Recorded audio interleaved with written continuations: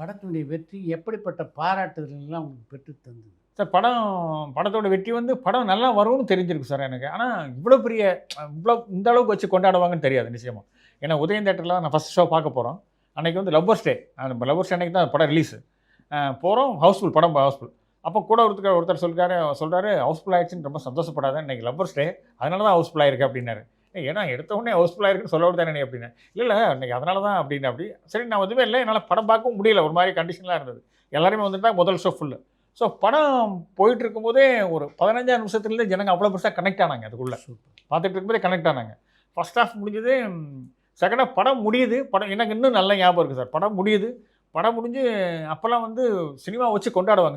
இந்த அளவுக்குலாம் வந்து வேறு இதெல்லாம் கிடையாது சார். யூடியூப் சேனல் அது இது கேசட்டு 3 டிவி அதெல்லாம் கிடையாது. தியேட்டரில் அவசியமாக படம் பார்ப்பாங்க அந்த டைமில்.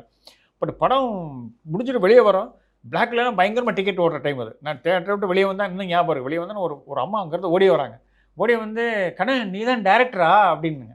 அதனால் ஆமாம்மா அப்படின்னா கண்ணெல்லாம் கண்ணீராக இருந்தது. டக்குன்ட்டு தப்பாக எடுத்துக்காத அப்படின்ட்டு கண்ணத்தை பிடிச்சி ஒரு கிள்ளி இழுட்டாங்க.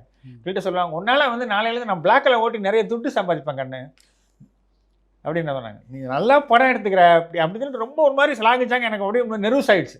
ஒரு சினிமா இவ்வளோ நாள் கஷ்டப்பட்டது, ரோட்டில் நின்னது, அலைஞ்சது, சாப்பாட்டுக்கு இல்லாமல் இருந்தது, நிறைய அவமானப்பட்டது, அசிங்கப்பட்டது எல்லாமே அந்த அம்மா அந்த கண்ணத்தை பிடிச்சி கிள்ளின உடனே எல்லாம் போயிடுச்சு. அது அவ்வளோ பெரிய சினிமா அதானே சார். அது அவ்வளோ தூரம் கஷ்டப்பட்டதுக்கு வந்து அந்த அம்மாவுடைய அந்த இது இருக்கு இல்லையா, அவ்வளோ அழகாக யாருன்னே தெரியாது, அவ்வளவு சிலாகிச்சாங்க. ஸோ இப்போ கூட அடிக்கடி நினைப்பேன், நம்மளை வச்சு இப்படி கொண்டாடினாங்களே, நம்ம வந்து லைஃப்பில் நிறைய விஷயத்த விட்டுட்டோமே இழந்துட்டோமேன்ற வருத்தம் இருக்கும். நான் திருப்பி எந்திரிச்சு வந்ததுக்கு காரணம் அதான். அன்றைக்கு முதல்ல அந்த அம்மா கண்ணத்தை பிடிச்சி கிள்னதான் வந்தானான்னு தெரியல. பட் இந்த மாதிரி நிறைய பேருடைய எமோஷனல் தான் என்ன மறுபடியும் இப்படி உட்கார வச்சிருக்கு. இல்லைன்னா மறுபடியும் எனக்கு இதெல்லாம் தாண்டி வேறு நிறைய படங்கள் பண்ண முடியும் நம்பிக்கை இருக்குது சார் நிச்சயமாக.